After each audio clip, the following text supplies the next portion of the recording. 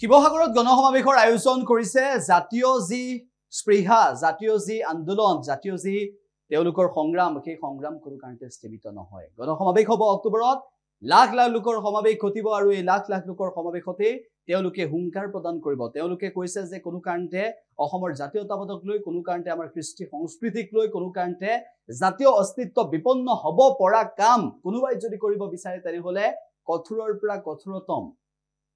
একেটা সময়তে তেওঁলোকে কৈছে তীব্ৰৰ পৰা তীব্ৰতৰ আন্দোলন গঢ়ি তুলিব গণসমাৱেশৰ আয়োজন কৰিছে ইতিমধ্যে কেইবাটাও সংগঠন একত্ৰিত হৈ এই গণসমাৱেশৰ প্ৰাক্ষণত হুংকাৰ প্ৰদান কৰিছে কোনো কাৰণতে জাতীয় অস্তিত্ব বিপন্ন হ'ব বিচৰা আৰু জাতীয় অস্তিত্ব বিপন্ন কৰিব যিসকলে বিচাৰিছে তেওঁলোকৰ ক্ষেত্ৰত সদায় শক্তিশালী স্থিতি গ্ৰহণ কৰিব জাতীয় সংগঠনসমূহে শিৱসাগৰত জাতীয় সংগঠন একত্ৰিত হোৱাৰ সময়ত তেওঁলোকে কি বক্তব্য কৰিছে শিৱসাগৰ এটা ঘটনাৰ পৰা খিলঞ্জীয়া অস্তিত্ব ৰক্ষাৰ এখন সংগ্ৰাম আমি আৰম্ভ কৰিছিলোঁ আৰু আমি এটা কথা বিশ্বাস কৰিছিলোঁ যে অসমত থলগিৰি খিলঞ্জীয়া ৰাইজৰ হাতৰ পৰা ক্ৰমান্বয়ে অধিকাৰবিলাক কোনোবাই নহয় কোনোবাই কাঢ়ি লৈ গুচি গৈছে আজি যদি নামনি অসমৰ প্ৰেক্ষাপটটো যদি আপোনালোকে চায় তেতিয়া দেখিব যে সময় থাকোঁতেই মানুহবিলাক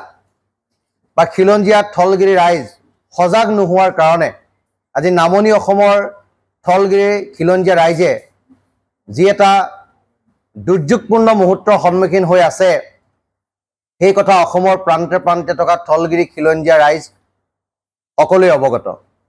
আজি মধ্য অসমৰ কথা যদি আপোনালোকে এবাৰ চকু ফুৰাই চায় তাতো দেখিব যে তাতো থলগিৰি খিলঞ্জীয়া ৰাইজৰ অধিকাৰবিলাক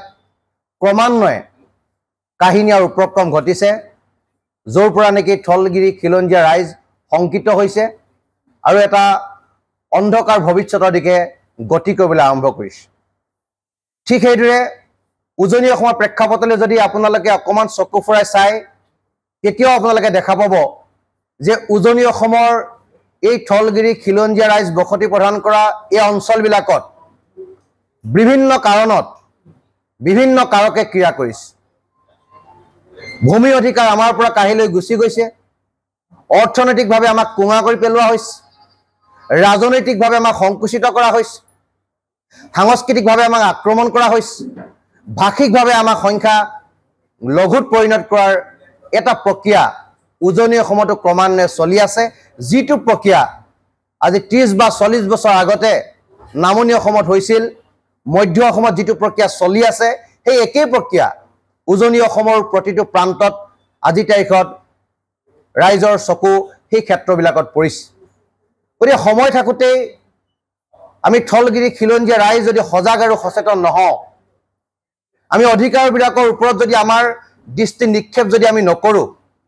তেতিয়াহ'লে নামনি অসম আৰু মধ্য অসমৰ দৰে পৰিৱেশ উজনি অসমৰ প্ৰতিটো প্ৰান্তত যে বিৰাজ কৰিব সেই কথা আমি কেতিয়াও নুই কৰিব নোৱাৰোঁ সেইকাৰণে উজনি অসমৰ থলগিৰি খিলঞ্জীয়া ৰাইজে এটা সংকল্প ল'লে যে আমি দেহৰ শেষ বিন্দু তেজ থকালৈকে উজনি অসমৰ বা অসমৰ বিভিন্ন প্ৰান্তত থকা খিলঞ্জীয়া থলগিৰি ৰাইজৰ অধিকাৰ ৰক্ষণাবেক্ষণ দিবৰ কাৰণে আমি এখন গণ সজাগতা আৰু আমি এটা গণ আন্দোলনৰ আমি আয়োজন কৰিম এই গণ আন্দোলনৰ উদ্দেশ্য এটাই হ'ব যে অসমত বসবাস কৰা থলগিৰি খিলঞ্জীয়া ৰাইজৰ হাতত অৰ্থনৈতিক অধিকাৰ ৰাজনৈতিক অধিকাৰ ভূমি অধিকাৰ সাংস্কৃতিক অধিকাৰ আৰু ভাষিক অধিকাৰ যাতে কোনো কাৰণতে কোনো যাতে আমাৰ পৰা কাঢ়ি নিব নোৱাৰে তাৰ কাৰণে অসমৰ প্ৰতিটো প্ৰান্তত বসবাস কৰা প্ৰতিজন থলগিৰি ৰাইজক মনত অকণমান মনোবল দিবৰ অৰ্থে আমি এখন সংগ্ৰাম কৰিব বিচাৰিছোঁ আৰু আমি খুব আন্তৰিকতাৰে আৰু বিনম্ৰতাৰে অসমৰ প্ৰতিটো প্ৰান্তত থকা প্ৰতিজন খিলঞ্জীয়া থলগিৰি ৰাইজক আমি অনুৰোধ জনাব বিচাৰিছোঁ যে আহক ৰাইজ সকলো ৰাজপথলৈ ওলাই আহক গণতান্ত্ৰিকভাৱে আমি থলগিৰি খিলঞ্জীয়া ৰাইজৰ হকে আমি মাত মাতোঁ নামনি অসমৰ যি এক ভয়াৱহ পৰিৱেশ আৰু পৰিস্থিতি সেই ভয়াৱহ পৰিৱেশ আৰু পৰিস্থিতিত আজি থলগিৰি ৰাইজ কেনেকৈ কুঙা হৈ আছে থলগিৰি ৰাইজে কেনেদৰে নিজৰ অধিকাৰ পৰা আঁতৰি থাকিবলগীয়া হৈছে সেই কথা আজি সকলোৱে জানে মধ্য অসমৰ কথাটো আপোনালোকক লাহে লাহে আমি কৈছোঁৱে কিদৰে তাত অৱগত হৈছে আৰু উজনি অসমৰ প্ৰতিটো প্ৰান্তত এই ধৰণৰ বিভীষিকাই আমাৰ মন আৰু মগজুত ক্ৰিয়া কৰিছে সেইকাৰণে আমি এখন সংগ্ৰামত অৱতীৰ্ণ হৈছোঁ আৰু এই সংগ্ৰামখনে অসমৰ প্ৰেক্ষাপটটো সলাই দিব পাৰিব বুলি আমাৰ বিশ্বাস আছে কাৰণ মাওখে উঠিলে গুৰি পৰুৱাৰ মৰণ নাই আৰু অসমৰ প্ৰতিজন স্বাভিমানী থলগিৰি খিলঞ্জীয়াই যদি নিজৰ অধিকাৰৰ কাৰণে সংগ্ৰামখনত অৱতীৰ্ণ হয়